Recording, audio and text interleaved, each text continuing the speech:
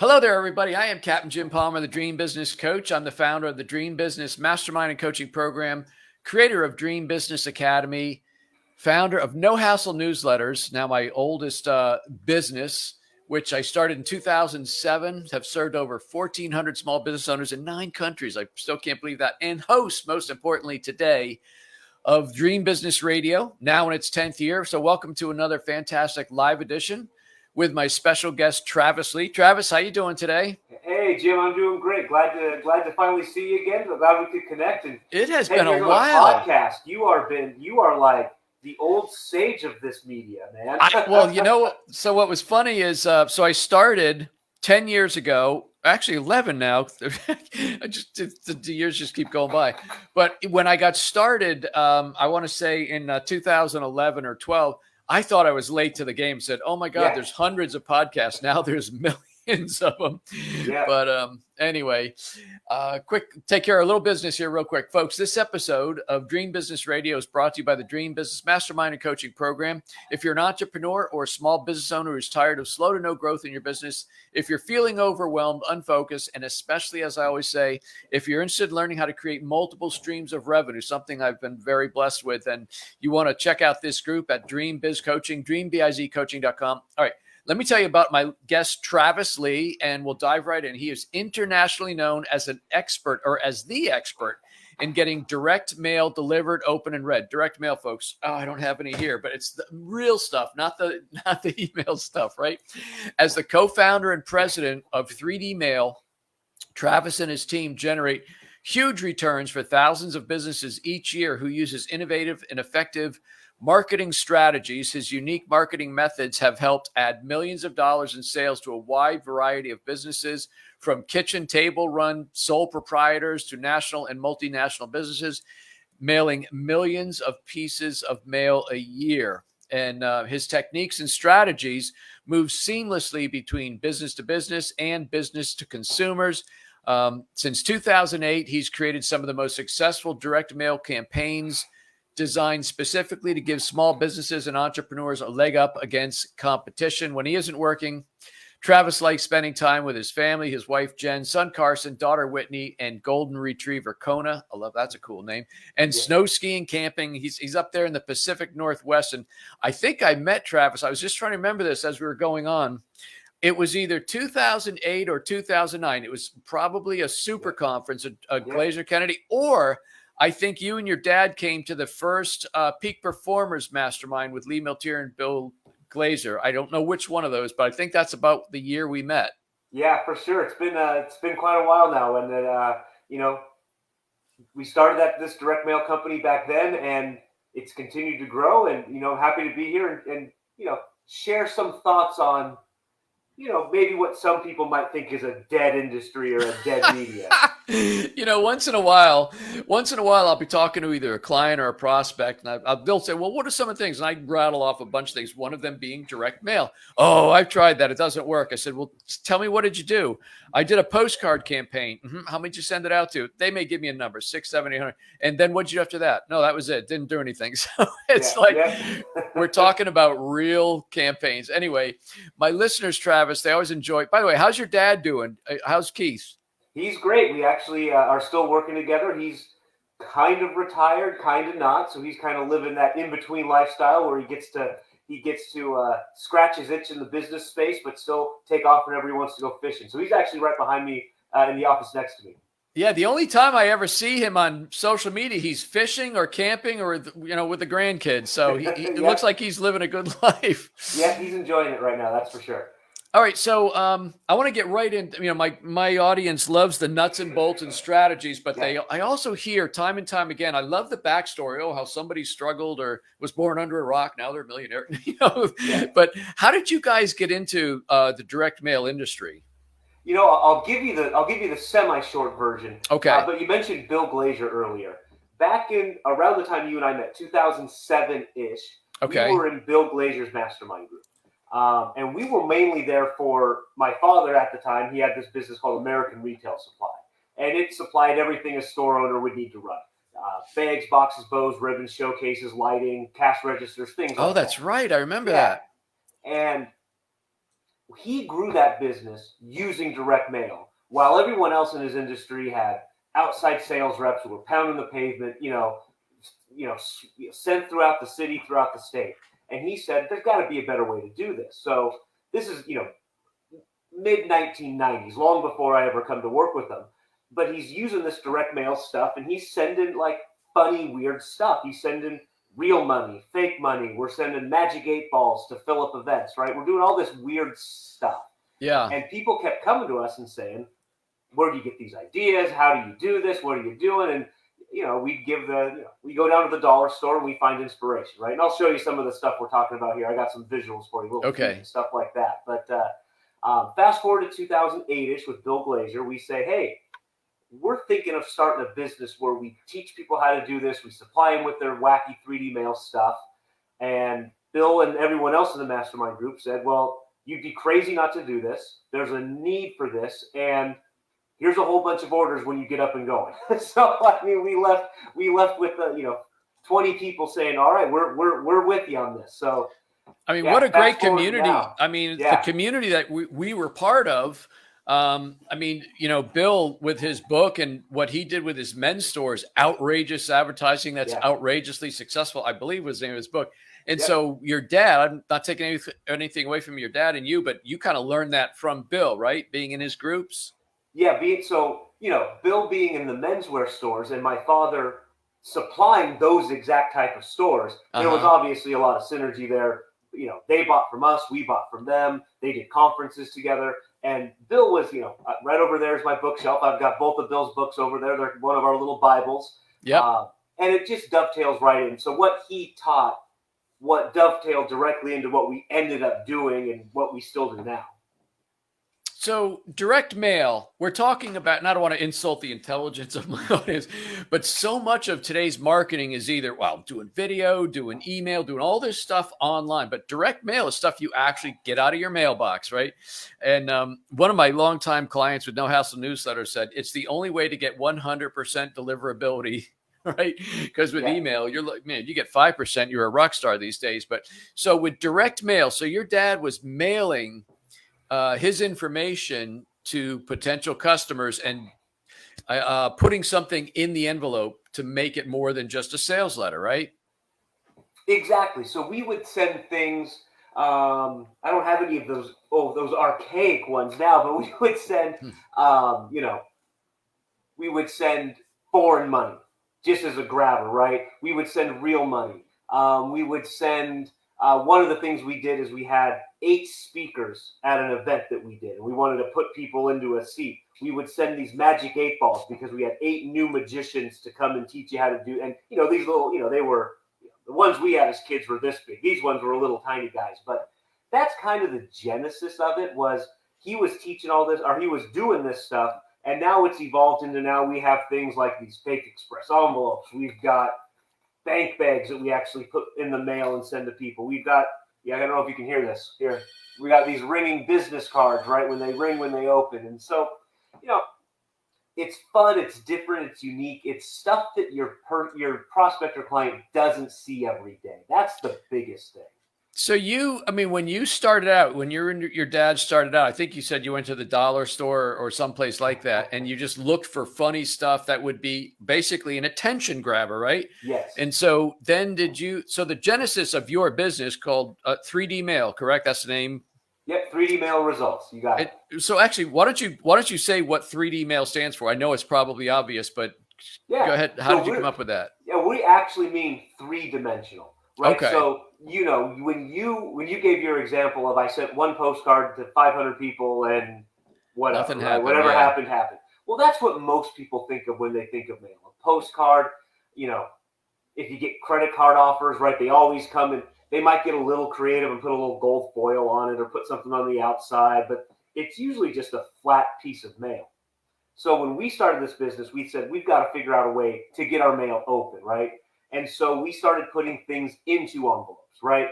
What's the curiosity factor? If they feel something in there, it's different, it's unique, it's a pattern interrupt, right? And that's become popular with internet stuff, but it's been around way longer than the internet age, right? The ability to get someone to stop and get their attention, right?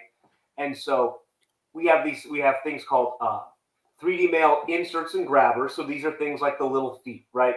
This goes into an envelope or it goes into a box. And if you're a sales rep trying to get your foot in the door, well, this makes perfect sense, right? Yeah. So that's an insert or a grabber. Then we have what we call our self-mailing pieces. So this bank bag right here, so it opens up, you can see it. You put your letter inside. We actually put a label right on this, and this goes out the door just like this. So imagine now your prospect has got 15, 20, 30 pieces of mail sitting there, right? Maybe it collected for a couple of days before they go out and get it. And now you've got all this mail.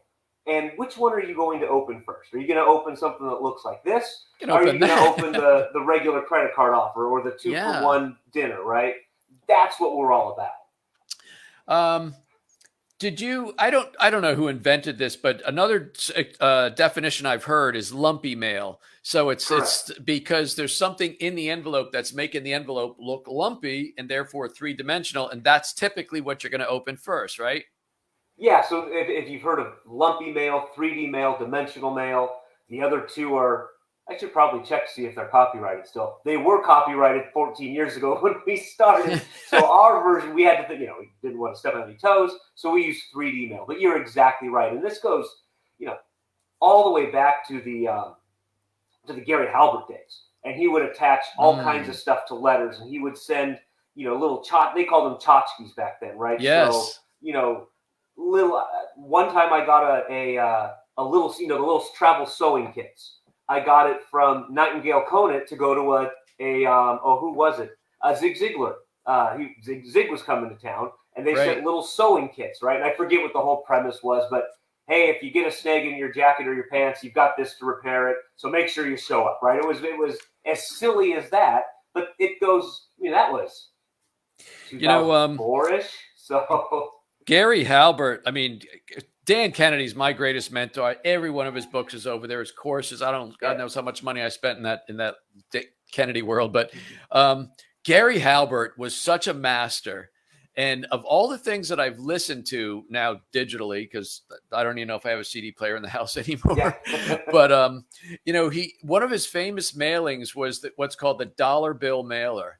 And it's a letter with a dollar bill, a real dollar bill, paper clip to it. It says, and this is how often I've listened to Gary Halbert. I'll probably mess this up a little bit. Hello, so-and-so. I've sent you $1. You've noticed there's a dollar bill attached to this letter. Why did you do that? I'm doing this to get blah, blah, blah. And he just starts going on about the dollar bill. Now, what happens? You're actually reading the letter because you put a dollar bill on it. Oh, my goodness. It's a funny story about that. Right. I told you we used all kinds of different things in the American retail supply business. The very first thing we used was that dollar bill letter, exactly as you just said it, right? Hello, Mr. Prospect. I've attached a dollar bill to the top of this letter. I've done so for 3 very important reasons. There you go. Right? And so that was the genesis. That was like 1993. Let's dip our toe in the water. Let's see if we can get this thing to work. And we ripped off that letter verbatim, right? Yep. Now we tweaked it for our own business, right? Yeah. But like the first page, you could have just ripped it out of one of Gary's old newsletters and stuck it in. It was the same thing. It was the same exact letter. So, Travis, what is the goal of direct mail? Everything has a purpose, from a headline or title, subheadline, subtitle. Everything's got a reason for existing. When you're talking about direct mail in general, what's the big goal of direct mail? Well, ideally, with any kind of marketing, so this goes way beyond just direct mail, but ideally for any kind of direct mail, campaign, ideally you want something that you can invest in, test, get to work, and then reinvest in it over and over and over again, so that now you have an oil well that is producing oil for you all the time. Mm-hmm. So online we do it with Facebook audiences, or we do it with YouTube videos, things like, and we find one that works, and it doesn't have a shelf life, of course. But what we want to do is we want to find, and it all comes back to the mailing list, right? So we want to find mailing lists that we can use use over and over and over again, so that we're not having to reinvent the wheel every day, every month, every quarter. So just some of the things that we use. A new mover list, right? So we get a list of new movers, and we're a dentist or we're a local veterinarian or whatever we are, we can get a list of new movers. And guess what? People move every day of the year, 365 days a year. We can go get a list of new movers. Just some of the things I wrote down here before the call. Newlyweds. We could go get a list of newlyweds. Let's say you're an estate planning attorney. Well, what's a trigger point to have a will and all that kind of good stuff? When you get married, when you have a kid, those types of things. Birthdays and anniversaries. And so, those are just a few of them. But what you want to do is find that list where you can replenish it, reuse it, and it's constantly, self-updating itself. And now you've got this oil well that you can go to over and over and over and over again. So Travis, does your company 3D Mail, do you guys help customers actually acquire the list, or are you more the fulfillment, or how? Tell us about your services. Great question. Yeah. So both, right? So you come to us and you need you're a dentist and you want to mail to mothers of new homeowners, mothers in your area to get them into the dental practice. Let's just say that's one of your campaigns. We can find that list for you, and then we can flip around and print and mail and stuff it and do the whole 9 yards for you, right? 3D mail is our front door to our business, but we do all kinds of direct mail. It's mainly in that outrageous vein, though, right? We're very rarely sending out boring. If a client wants something boring and it goes into the letter, all right, we'll do that for you. But we like the cool, fun, outrageous stuff. And so are you connected with a partner, or does your company actually, like if someone comes to you and says, this is what I want to do you help them with copywriting? Do you supply I know you supply the 3D part. Do you then print it and mail it? I mean, are you a one-stop shop, or where do you focus? So most of our clients come to us with creative ready to go, right? So I've got a letter, I want to send it. We can help them with that. It's not the big part of our business, but we do copywriting and some graphic design and that kind of stuff. Okay. But if you need that list, if you need to get it folded and stuffed and mailed and make sure you got the right postage on it and make sure it's going to, some of this stuff gets a little, all right, this piece might be $1.50. This piece might be $2.50 out the door. How do I know how much? Well, you have someone like us do it, so you don't got to worry about it, right? And so we do all that stuff. We're very efficient at it, right? Most of the things that we do have to be hand done. And if you've got like I said, let's beat up on our credit card people a little bit more. Imagine that you get the number 10 envelope and it's trifolded and stuff. Well, they've got machines that just all in one pass do it. Some of this stuff, if you want to send out a bank bag, you got to have someone open it up and fold up the letter and put it inside. We're really efficient at that kind of stuff because we've been doing it for 14 years. Peg's a fellow marketer in the Maryland area, but the term pattern interrupt, explain that. Explain that for the folks who may not know what you said. Great question. So a pattern interrupt is that thing, whatever it is, whether it's direct mail, whether it's the first 3 seconds of a television commercial, whether it's a billboard you're driving down the street that you don't expect to see. It is something unique and different that your prospect or client is not used to seeing, and it immediately, gets their attention. Because with marketing, and I don't care what media or medium you're using, online, offline, direct mail, TV, written bill, I don't care what you do, the biggest hurdle we have to overcome is attention. Because if they don't pay attention to us, we can have the greatest message in the history of the world, and it's not going to matter because they're not going to see it. It's like people are so glazed over, right? You got it. And so that pattern interrupt, you see it, and it jolts them, and it's something so unique and different. It's the croaking frogs for Budweiser with the Super Bowl commercial 10 or 15 years ago now, right? It's so different and unique that you can't help but look at it. So Phil Brakefield's a longtime member of my mastermind, and he was you're a rock star in 3D mail. Phil's like the rock star with all of the Ace hardware and True Values. So he used to supply all their printed stuff. So does every door direct mail allow 3D inserts? I think you know what that means. Like the thing that hangs on the doorknobs, I think he's asking about. Well, no. So every door direct mail is a category of pre-sort mail, essentially, right? Where we are going, and it's actually done by each individual truck. So you can say, I want my mail piece on this truck to go to every single mailbox on that I route. misunderstood. Thank you for clarifying. Sorry, Phil. And you can literally, you can get down to the truck level. So I can have one truck drop it at every single door. It's really a misnomer. It's every single mailbox, right? Yeah, yeah. So hardly anybody has a mailman that goes actually up to their door and sticks the mail in the mail slot anymore. Now, right? We got mailbox clusters, and we've got mailboxes that the postman doesn't have to leave the truck, right? And so that's what he's talking about. Okay. The short answer is yes, you can for some things. You certainly don't get that. What's great about every door direct mail is you don't have to buy a list. You don't have to, so your list cost is nothing. It doesn't have to be addressed to anybody specifically. And you just know that it's going to go on every single mail receptacle on that route. So it's really low cost because your postage rate is as low as it gets. So that's the key, right? So Travis, I mean, I've been a student of marketing my whole life, and I know from Dan and Bill and other folks, it's the most important piece of any campaign is the who. Who are you sending your stuff to? Is it written for them? Are the right prospective people getting it? So yeah. I guess the benefit of that, the Every Door campaign, it's less expensive, but it's far less focused, correct? Correct. So you're going to use that. So you mentioned that. I think the question came from a guy who does marketing for Ace Hardwares. Yeah, right? That was Phil. So broad appeal type businesses, that's going to work great for. Okay. The Mexican restaurant and you using it, on the 4 routes in your neighborhood, in your service area. The Ace Hardware, where, if you go and target a route with a bunch of homeowners, a homeowner's got to go to the hardware store at some point, right? Yep. And so for broad appeal type things, Every Door direct mail is great. But to your point, you can't narrowly focus like we kind of talked about some of those other lists. It's interesting. So in Florida, I mean, I don't know, unscientifically, I would say most houses have hardwood floors, bamboo floors, very little carpet because of sand. So if you're a carpet cleaner advertising in a Florida neighborhood where there's no carpet, that's not smart. I mean, that's kind of a wise guy example of what we just talked about. Yeah, the flip side would be an HVAC company, right? Every single house in South Florida has.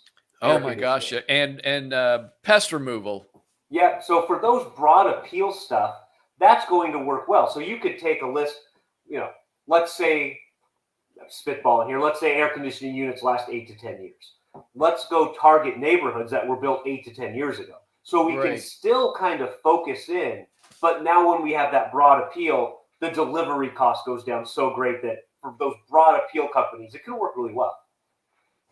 So do you have any statistics on what we call 3D mail or lumpy mail versus just flat mail? And the idea, again, is pattern interrupt. I'm going to open this odd looking thing. Yeah. What's the ROI? Do you have anything to share there?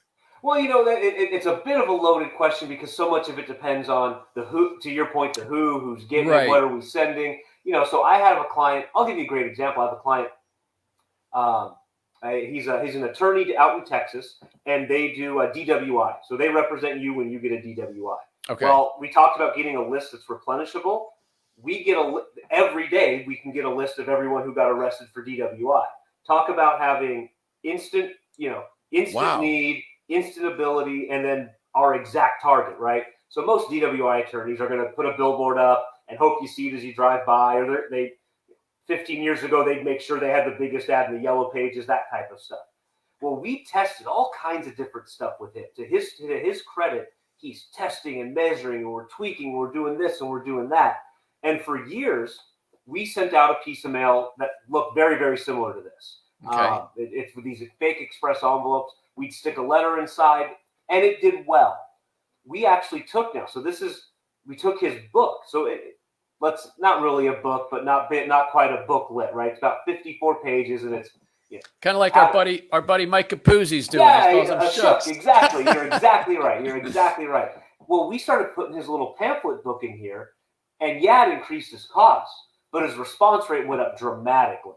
And so that's the kind of thing you're looking for is, what we often tell people is if you've got a letter that's working to some degree and you add some kind of 3D mail element to it, or even just, shake up the piece and the look, you'll often see that response rate bump up. And it just becomes a question of, okay, his book might cost him, let's say it's $1 for each book that he's getting printed up, and it increases postage by 44 cents. Okay. Well, for each piece, let's say now we've got to overcome an extra $1.44, just to put some numbers to it. If our ROI, which is what we're most concerned about, if the ROI warrants that extra $1.44, then the $1.44 becomes irrelevant because the added response rate, the added return eats up that $1.44 real quick, and we're way ahead of where we were. And so that's the kind of examples we're looking at. So I want to make sure my listeners caught that, because so many people are like, well, you know me, I'm in the newsletter business. Well, Jim, I've got 25,000. You want me to spend $1 a month on 25,000?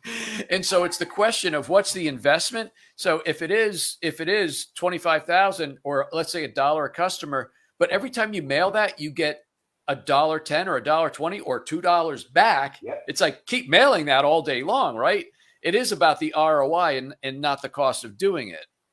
Yeah, I mean, that's the biggest hurdle. Not the biggest hurdle, but that's people come in and they say, what's a response rate? And that's an important question, but it's not the most important question. Okay. The most important question is, what is my return on investment? To your point, if I put $1 into a slot machine and I get $1.10 out every time, or $2 or $5 or $10, you're never leaving that slot machine. You're gonna find someone else, say, hey, you sit here, we'll split whatever you put, and you'll just keep doing that, right?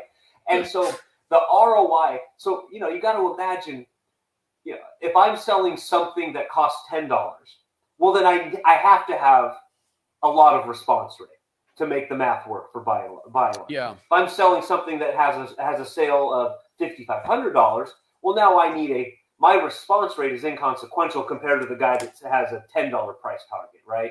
So thus we talked about the wide appeal of every door direct mail.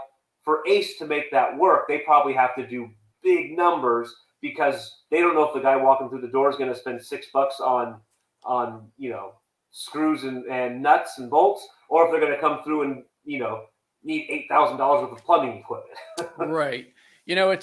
It's all fun to talk about the ROI, the cost per piece and things like that. But I don't know what book but it was way back in the early days when I started studying direct response. I'm pretty sure Dan probably talked about the cost of acquiring a customer. Yes. And he said, so many people think, well, if it's going to cost me like $3 or $5, whatever it is, to acquire a customer, and my average price or sale is close to the same, then I break even. They go, well, I'm not going to do that. He goes, well, what about everything else you're going to sell them? How long are you going to keep them? And one of the examples I read about, I got about 4 or 5 minutes left, but I want to share this. I thought it was just brilliant. First of all, because I'm a guitar player, but I love the example. And it was like this company bought these really high quality picks, not the cheap flimsy ones, but very high quality picks. And they sold them for like half of what normal good quality picks sell for. And you had to buy maybe a box. Let's say it's 50 or 100. And so people started ordering like 50 picks at this phenomenal price.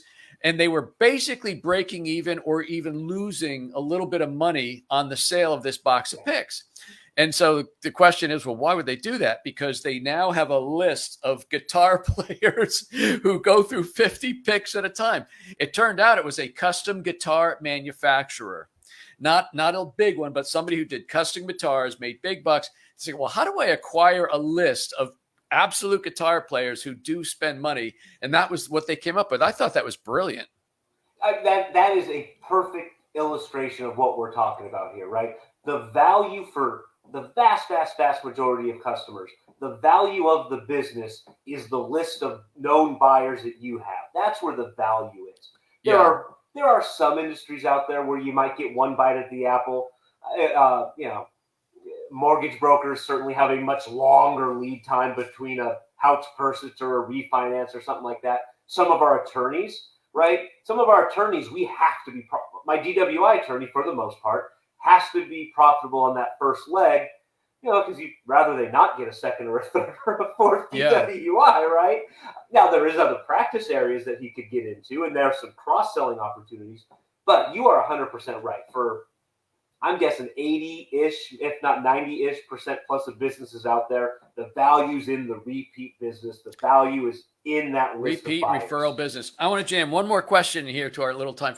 So do you have any if not scientific proof, Travis, than just your gut feel, is this kind of 3D lumpy mail, pattern interrupt type of thing. Is it more effective with cold prospecting or to an existing customer base? Do you know that? Yeah. So by and large, it works exceedingly well to mine that existing group of customers, right? Had to put my hat on one or the other, that's where I'm going to hang the hat on, right? Okay. Does it work with the cold stuff? Absolutely. But we typically do the less expensive things.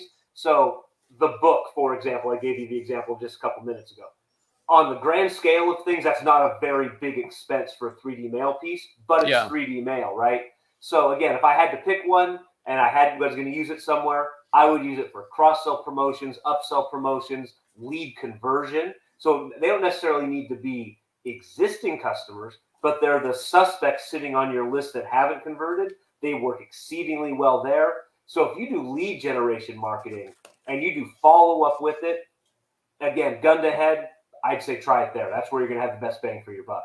Yeah. One of the things I used to teach when I was out speaking is about newsletter marketing, which is retention-based marketing, is I call it the power of what else. So if you get a customer and they come in and they buy a certain product, and even if they reorder on a regular basis and you're saying, okay, good, I got a customer, they're happy, they keep reordering.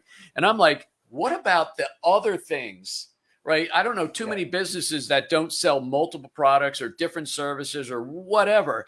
Yeah. And one of the, this shows how old I am because I'm very, very simple as far as apps and stuff. But I said, you could take an Excel spreadsheet and you could list like your customers down in one row and then across the columns, list the various programs or products, services, courses, books that you have available. And then what's very cool, because I'm a visual guy, is put an X or color the square. Yeah. Okay, John Q. Smith bought this book and he took this course, but look at all the other empty spots.